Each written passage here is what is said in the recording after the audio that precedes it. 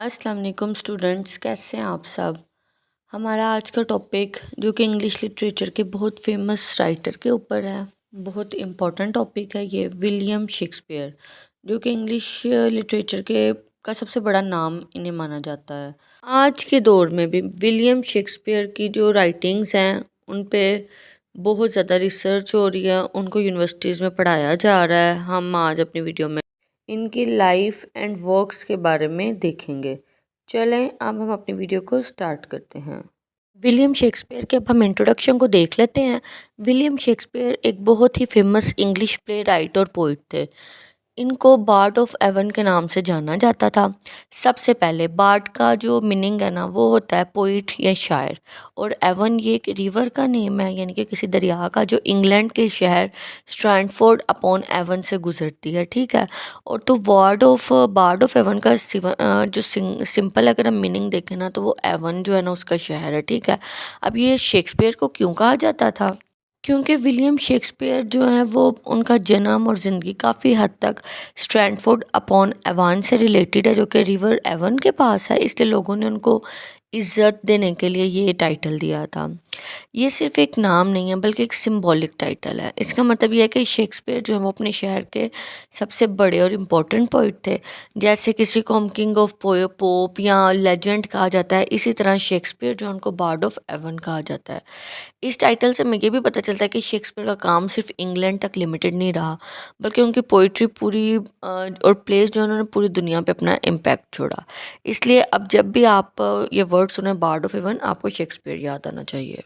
अब हम शेक्सपियर की अर्ली लाइफ पे नज़र डालते हैं। वो 1564 में पैदा हुए थे और वो स्ट्रैंडफोर्ड अपॉन एवन में पैदा हुआ, जिसकी भी मैंने सारी आपको डिटेल बताई है इंग्लैंड में। इनके फादर का नेम जॉन शेक्सपियर था और मदर का नेम मैरी आर्डन था। अगर हम शेक्सपियर की एजुकेशन के बारे में देखें तो उन्होंने अपनी जो बेसिक एजुकेशन है वो लोकल ग्रामर स्कूल से हासिल की थी, लेकिन उन्होंने कोई भी यूनिवर्सिटी जो है उसकी एजुकेशन नहीं ली थी। लेकिन सबके बावजूद भी उनका नॉलेज और राइटिंग स्किल्स बहुत स्ट्रॉन्ग थी कि उन्होंने पूरी दुनिया पे अपना एक इम्पैक्ट छोड़ा और ग्रेटेस्ट राइटर में उनका शुमार होता है। अब हम शेक्सपियर की पर्सनल लाइफ, उनकी मैरिज और फैमिली के बारे में थोड़ा देख लेते हैं। शेक्सपियर ने 1582 में शादी की थी और उन्होंने एन हैथवे से शादी की। जब भी शेक्सपियर की शादी हुई तब उनकी एज 18 साल और उनकी वाइफ उनसे तकरीबन 8 साल बड़ी थी। लेकिन ये उस टाइम के लिए अनयूजुअल था, लेकिन ये उनकी शादी जो है वो सक्सेसफुल रही। शेक्सपियर के 3 बच्चे थे और पहले मतलब एक बेटी थी और उसके बाद 2 ट्विंस बेटे थे। शादी के बाद कुछ अर्से तक शेक्सपियर गायब रहे, उसे लॉस्ट ईयर का कहा जाता है। ये आज तक एक मिस्ट्री है कि लॉस्ट ईयर्स में उस टाइम पे मतलब 1585 से 1592 के दरमियान शेक्सपियर कहाँ थे। ये एमसीक्यूज भी आ सकता है कि लॉस्ट ईयर कौन से ईयर थे, 1585 से 1592 तक। इस दौरान शेक्सपियर जो है वो कहाँ थे, इसके बारे में कोई एग्जैक्ट रिकॉर्ड नहीं है। और कुछ लोग कहते हैं कि उस टाइम शेक्सपियर जो है वो एक स्कूल टीचर थे, और कुछ लोगों का ये भी मानना है कि इस पीरियड में उन्होंने एक्टिंग स्टार्ट की और थिएटर से जुड़ गए थे। कुछ हिस्टोरियंस कहते हैं वो किसी लॉयर के साथ काम कर रहे थे, और कुछ जो है एक फेमस स्टोरी ये भी है कि शेक्सपियर किसी नोबल के दीन का शिकार मतलब हो गए थे, जिस वजह से उन्होंने अपने शहर स्ट्रैंडफोर्ड अपॉन एवन को छोड़ दिया था। मतलब इसके बारे में डिफरेंट राय हैं और एग्जैक्ट नहीं पता ना कि उस टाइम पे शेक्सपियर कहाँ थे। लॉस्ट ईयर्स के बाद जब शेक्सपियर 1592 में दोबारा हिस्टोरिकल रिकॉर्ड में नज़र आते हैं तो वो ऑलरेडी लंदन के थिएटर में एक नॉन राइटर और प्ले राइट बन चुके थे, और उन्होंने थिएटर इंडस्ट्री में काम शुरू किया था। वो एक फेमस थिएटर कंपनी के मेंबर थे जिसका नाम था लॉर्ड चैम्बरलेन्स मैन, जो कि बाद में किंग्स मैन के नाम से मशहूर हुआ था। अब हम चलते हैं शेक्सपियर के वर्क्स की तरफ। उन्होंने अपनी लाइफ में बहुत अच्छे और ग्रेट वर्क किए, जिसमें 37 अराउंड अबाउट 39 प्लेज हैं, 154 सोनेट्स हैं, और इसके अलावा उनके अगर हम वर्क्स को 3 टाइप्स में डिवाइड करें तो इसमें ट्रेजिडीज़ हैं, कॉमेडीज़ हैं, हिस्टोरीज़ हैं। ये भी इन्होंने काफ़ी अच्छी लिखी हैं, और इसमें जो इनके ग्रेटेस्ट वर्क्स हैं स्टूडेंट्स, हम उसका जिक्र करते हैं कि उन्होंने कौन कौन से वर्क बहुत अच्छे लिखे थे। और उनकी राइटिंग की ख़ास बात ये होती थी कि वो ह्यूमन इमोशंस पे बात करते थे। अगर हम उनके कुछ फेमस वर्क्स को देखें तो इसमें ट्रेजेडीज़ हैं, हैमलेट, मैकबथ, किंग लियर, ओथेलो। ये बहुत फेमस हैं स्टूडेंट्स। मेरी शेक्सपियर वाली प्लेलिस्ट में ये सब वर्क्स मौजूद हैं, आप चाहें तो सेपरेट इनकी वीडियोस और ये देख सकते हैं। इनमें उनका जो थीम है वो डेथ, एम्बिशन और जेलसी है। और अगर हम इनकी फेमस कॉमेडीज़ की बात करें तो इसमें a midsummer night dream, twelfth night, as you like it, इन कॉमेडीज़ में इनका थीम लव, ह्यूमर और कन्फ्यूजन है।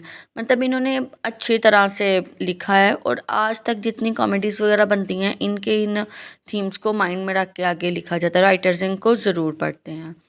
अब अगर हम इनकी हिस्ट्रीज़ की बात करें तो इनमें फेमस हिस्ट्रीज़ जो हैं वो हेनरी फाइव, रिचर्ड थ्री, जो कि इंग्लिश किंग्स और हिस्ट्री पे बेस कर रही हैं। और इन्होंने 154 सोनेट्स लिखी, पोइट्री को हम सोनेट्स भी कहते हैं, जो किस चीज़ पे फोकस करती हैं, लव पे, ब्यूटी पे और टाइम पे। अब अगर हम शेक्सपियर की लैंग्वेज और राइटिंग स्टाइल की बात करें तो ये बहुत शेक्सपियर ने इंग्लिश लैंग्वेज को बहुत एनरिच किया था। उन्होंने काफ़ी नए वर्ड्स, फ्रेजेस इंट्रोड्यूस किए जो आज भी यूज़ हो रहे हैं। इनकी राइटिंग स्टाइल जो थी वो पोइटिक थी, अक्सर ब्लैंक वर्ड्स और आयम्बिक पेंटामीटर को यूज़ करते थे, मेटाफर और इमेजरी और deep understandings of human emotions को बहुत ज़्यादा डीपली अंडरस्टैंड करते थे। कोई भी काम है या कोई भी चीज़ है स्टूडेंट्स, उसकी कोई ना कोई इंपॉर्टेंस ज़रूर होती है। अगर हम अब शेक्सपियर की इंपॉर्टेंस को देखें तो ये ग्रेटेस्ट ड्रामाटिस्ट थे इन द वर्ल्ड। इन्होंने ड्रामा को इंट्रोड्यूस कराया था। इनके जो वर्क्स हैं ना आज भी पूरी दुनिया में पढ़ाए जा रहे हैं और इंग्लिश लैंग्वेज और लिटरेचर पर बहुत गहरा असर डाला था। जैसे कि मैंने आपको बताया, इन्होंने बहुत से नए वर्ड्स और फ्रेजेस को इंट्रोड्यूस कराया था। जी स्टूडेंट्स, अब हम इनकी डेथ्स का जिक्र कर देते हैं। वो 1616 में इनकी डेथ हुई थी और इनकी डेथ भी स्ट्रैंडफोर्ड अपॉन एवन उधर ही हुई थी जिस शहर में ये पैदा हुए थे। चलें अब अब आज की एंड की तरफ चलते हैं और कंक्लूजन देखते हैं। शेक्सपियर के वर्क्स जो हैं वो टाइमलेस हैं और इनके जो प्लेस हैं वो ह्यूमन इमोशंस को, ह्यूमन नेचर को रिफ्लेक्ट करते हैं, जो कि आज भी रेलिवेंट हैं। वो चीज़ें हैं, आज भी हम उन्हीं चीज़ों को देख रहे हैं। उम्मीद करती हूँ आपको आज की वीडियो पसंद आई होगी, तो इसको लाइक, कमेंट और शेयर करना ना भूलिए।